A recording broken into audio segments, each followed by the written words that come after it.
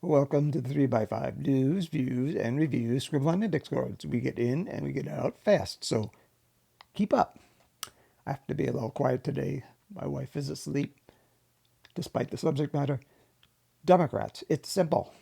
These days, the most important characteristics that voters, from MAGA to swing to progressives, look for in a candidate are passion and fight.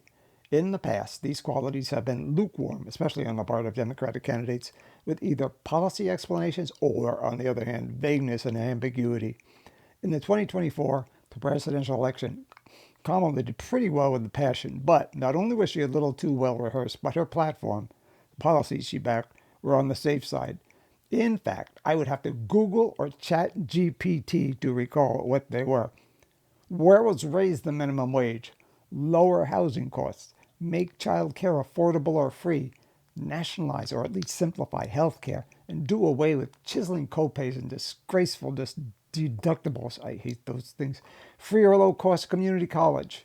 In 2024, Democrats sidestepped these questions, either because they didn't want to put a fright into their corporate donors or they didn't want to sound socialist.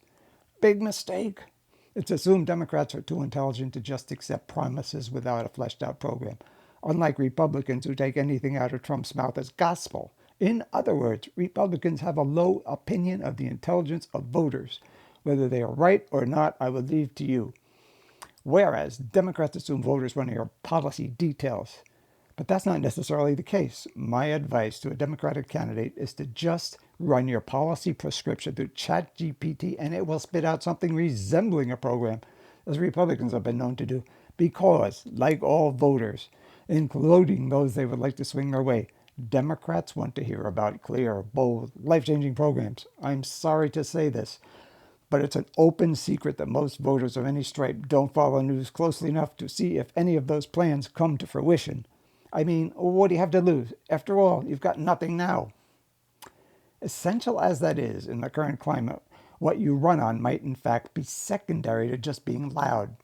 Democrats respond to the extent to which Alexandria Ocasio-Cortez and Bernie Sanders get in the face of the opposition. While their positions may not be palatable to most, not me, their anger and energy are admired and need to be emulated by all Democratic candidates. I think that, as Joe Biden did, some Democrats still think they need to provide a sane alternative to Trump. For example, Pete Buttigieg, reasonable, personable, fun even, but constitutionally unable to disavow the harm Biden caused by his failure to support Gaza and his insistence on seeking a second term. No bueno. But the country has swung right, and Biden may be the closest thing to a progressive president we will see for a long time. We progressives have lost a lot of ground before we can actually put forth progressive initiatives again. We first just need to regain some of that lost territory. Basically, we are in a war. Improving our national well-being has to take a back seat for the moment to simply our survival, as well of that as the nation as a whole.